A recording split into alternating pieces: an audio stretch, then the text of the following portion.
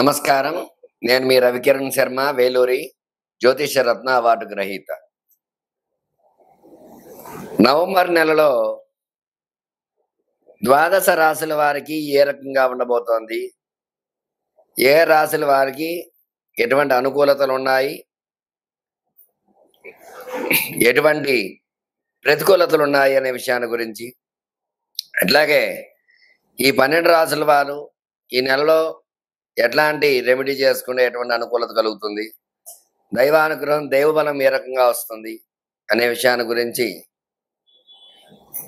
అలాగే ఈ నవగ్రహ స్థితిగతులను బట్టి ఈ 12 రాశులు ఏ రకంగా ఉంటాయి అనే దాన్ని బట్టి మనం చెప్పుకోవడం జరుగుతోంది.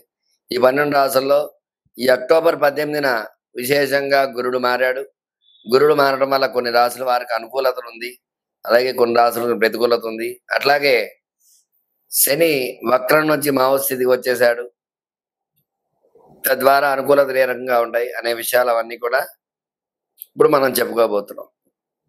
అట్లాగే నవగ్రహ అనుకూలత, ఈ నవగ్రహ స్థితిగతులు వాటి స్థానాన్ని బట్టే మానవుడి యొక్క జీవితం అనేది ఏర్పడుతుంది. కాబట్టి ఈ 12 రాసుల్లో ఈ నవగ్రహ స్థానాలు ఏ ఏ స్థానాల్లో ఉన్నాయి, ఏ ఏ రాసుల్లో ఉన్నాయి, ఉచ్చ నీచ సమస్థితులను బట్టి వాటి యొక్క గ్రహస్థితి ఏ రకంగా ఉండబోతోంది, గ్రహానుకూలత ఏ రకంగా ఉండబోతోంది, మరి ఎట్లాంటి ప్రతికూలతలు ఉన్నాయి, ఎట్లాంటి ప్రతికూలతల వల్ల ఎలాంటి ఇబ్బందులు కలగబోతున్నాయి, దానికి ఏమి పరిహారం చేసుకోవాలి అనే విషయాల గురించి మరికొద్ది సేపట్లో మీకు చెప్పబోతున్నాను. అన్ని కూడా చక్కగా 12 రాశుల వారికి ఏ రకంగా ఉండబోతోందో, ఇందులో భాగంగానే మేషాది ద్వాదశ రాశుల వారికి ఏ రకంగా ఉండబోతోంది అనే విషయాన్ని గురించి మీకు చెప్పబోతున్నాను. అట్లాగే ఈ యొక్క రాశి యొక్క స్థితిగతి, మేషరాశికి అధిపతి కుజుడు, వృషభ రాశికి శుక్రుడు, మిథున రాశికి బుధుడు, కర్కాటక రాశికి చంద్రుడు, సింహరాశికి రవి, కన్యా రాశికి బుధుడు, తులారాశికి శుక్రుడు, వృశ్చిక రాశికి కుజుడు, ధనురాశికి గురుడు, మకర రాశికి శని, కుంభరాశికి శని, మీనరాశికి గురుడు. వీళ్ళు ఆ యొక్క గ్రహాలకు అధిపతులు. కాబట్టి ఈ గ్రహానుకూలత ఈ యొక్క అధిపతులను బట్టి, లగ్నాన్ని బట్టి, లగ్నాధిపతులను బట్టి ఏ ఏ రాశుల వారికి ఏ రకంగా ఉండబోతోంది అనేది క్షుణ్ణంగా పరిశీలించి మీకు చెప్పడం జరుగుతుంది. అందువల్ల ఈ యొక్క ద్వాదశ రాశుల వారికి నవంబర్ నెలలో ఏ రకంగా ఉండబోతోంది అనే విషయాన్ని చెప్పడం జరుగుతోంది. నమస్కారం. మకర రాశి వారికి నవంబర్ నెలలో ఏ రకంగా ఉండబోతోంది, ఎలాంటి అనుకూలతలు ఉన్నాయి, ఎలాంటి ప్రతికూలతలు అనే విషయాల గురించి చెప్పడం జరుగుతుంది. ఈ మకర రాశి వారికి నవంబర్ నెల గడ్డు కాలంగా చెప్పవచ్చు. ఏ పని చేసినా సరే కలిసి రాకపోవడము, బంధువర్గంలో విరోధాలు, మాట పట్టింపులు, సోదర వర్గంతో విరోధాలు, ఇట్లాంటి ఇబ్బందులు, ఏ పని చేస్తున్నా వెనక్కి వెళ్ళడం, ఇట్లాంటి అవకాశాలు ఈ మకర రాశి వారికి ఉన్నాయి. చాలా జాగ్రత్త వహించాలి. చదువుకునే పిల్లలకి చదువు ఎందు ఆసక్తి కనబరుచినప్పటికీ కూడా జ్ఞాపక శక్తి తగ్గడం వల్ల చదివింది మర్చిపోవడం, ఇట్లాంటి ఇబ్బందులు ఉంటూ ఉంటాయి. అట్లాగే ఉద్యోగ ప్రయత్నం చేసేవారికి ప్రయత్నాలు సఫలీకృతం కావు. మళ్ళా ప్రయత్నం చేస్తూ ఉంటే కానీ అనుకూలతలు రావు. ఈ నెలలో ప్రతికూలత ఎక్కువగా ఉంది ఉద్యోగ ప్రయత్నం చేసేవారికి. ఉద్యోగంలో ఉండేవారికి ప్రమోషన్స్ రాకపోను, డిమోషన్స్ వచ్చే అవకాశాలు ఉంటాయి. ఉద్యోగం తీసేయటం ఇట్లాంటివన్నీ జరుగుతూ ఉంటాయి. మకర రాశి వారు చాలా జాగ్రత్త వహించాలి ఈ నెలలో. అలాగే వివాహ ప్రయత్నం చేసేవారికి సంబంధాలు దగ్గరికి వస్తాయి, కానీ సంబంధాలు సెట్ కాకపోవడం, ఇలాంటి ఇబ్బందులు ఉంటాయి. 10 సంబంధాలు 1 2 సెట్ అయ్యే అవకాశాలు ఉంటాయి. మిగతా వాళ్ళకి ప్రతికూల యోగాలే ఉన్నాయి. అలాగే సంతానం గురించి ఎదురు చూసేవారికి ఈ నెలలో కూడా ప్రతికూల యోగం ఉంది. గ్రహబలం తక్కువగా ఉండడం వల్ల శుభవార్తలు వినలేకపోవచ్చు, ఈ నెలలో ఇబ్బందులు పడవచ్చు. తగు జాగ్రత్త వహించాలి సంతాన పరంగా.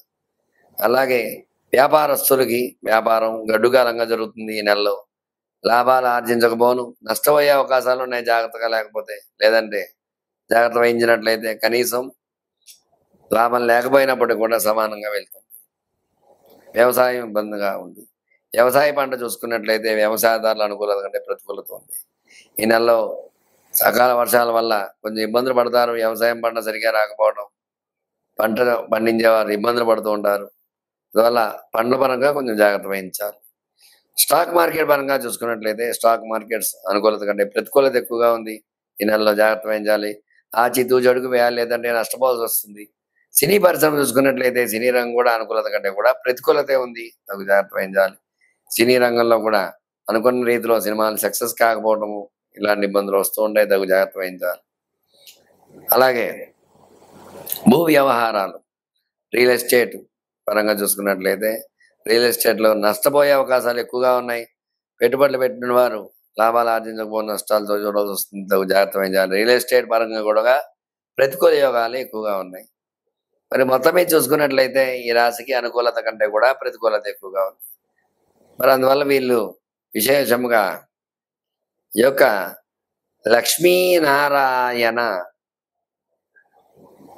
పూజ చేయటం ద్వారా, అలాగే విశేషముగా వెంకటేశ్వర స్వామి దర్శనం చేసుకోవడము, వెంకటేశ్వర స్వామికి వడమాల సమర్పించడము, కుంకుమార్చన చేయటము, ఇట్లాంటివన్నీ చేయడం ద్వారా ఖచ్చితమైన అనుకూలతలు ఉంటాయి. వీళ్ళు విశేషంగా ఈశ్వరుడికి 11 సార్లు చెరుకు రసంతో అభిషేకం చేసినట్లయితే అనుకూలతలు వచ్చే అవకాశాలు ఖచ్చితంగా ఉన్నాయి.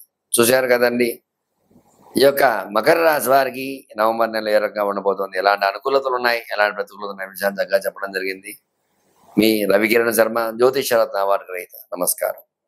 ఈ యొక్క నవంబర్ నెలలో 12 రాసుల వారికి కూడా మరి ఏ రకంగా ఉంది అన్న వివరంగా చెప్పడం జరిగింది. మీకు ప్రతి ఒక్కరు కూడా గ్రహ అనుకూలత ఉంటేనే మీకు అనుకూలంగా ఉంటుంది. గ్రహాలు ప్రతికూలంగా ఉన్నాయంటే మీరేమి చేయలేరు.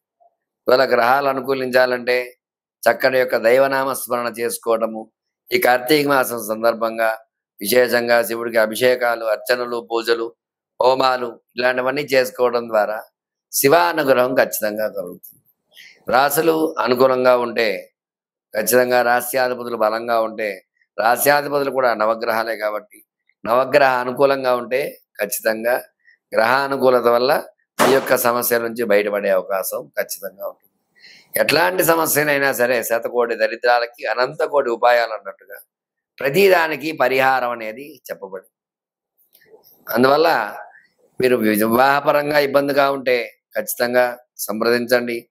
మీకు ఎందుకు ఆలస్యం అవుతోంది వివాహం అనే దాని గురించి చక్కటి రెమెడీ ఉంటుంది. దానికి ఏం చేయాలన్నది నేను చెప్పడం జరుగుతుంది. సంతానంగా ఇబ్బంది పడుతున్నారంటే మరి ఎట్లాంటి దోషాలు ఉన్నాయి సంతానంగా ఇద్దరు జాతకాల్లో, దాని ద్వారా ఇలాంటి ఇబ్బందులు ఉన్నాయి కాబట్టి మీకు ఆలస్యం అవుతుంది సంతానం అనే విషయాన్ని మీకు చెప్పడము, దాని యొక్క పరిహారం చేయించడం అట్లాంటివి జరుగుతాయి.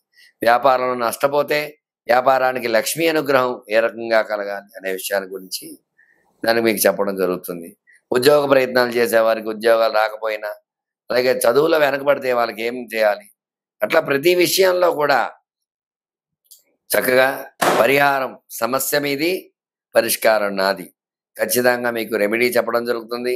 మీకు అనుకూలంగా ఏ విషయంలో అయినా సరే జాతకం మీకు ప్రధానంగా చూసుకుని జాతకపరంగా మీకు ఎలాంటి ఇబ్బందులు ఉన్నా సరే, ఎటువంటి గ్రహ అనుకూలత లేదో గ్రహానికి పరిష్కారం చేసి పరిహారం చేసి తద్వారా గ్రహ దాన జప తర్పణ హోమ దాన భోజనాది కార్యక్రమాల ద్వారా గ్రహానుకూలత చేకూర్చి మీకు చక్కగా మీకు శుభాన్ని చేకూర్చడానికి నేను సిద్ధంగా ఉంటాను. మీకు ఎలాంటి సమస్యలు ఉన్నా సరే నా నంబర్ స్క్రీన్ పై రోల్ అవుతూ ఉంటుంది. మీ రవికిరణ్ శర్మ, వేలూరి, జ్యోతిష్ రత్న అవార్డు గ్రహీత. నమస్కారం. నన్ను సంప్రదించండి.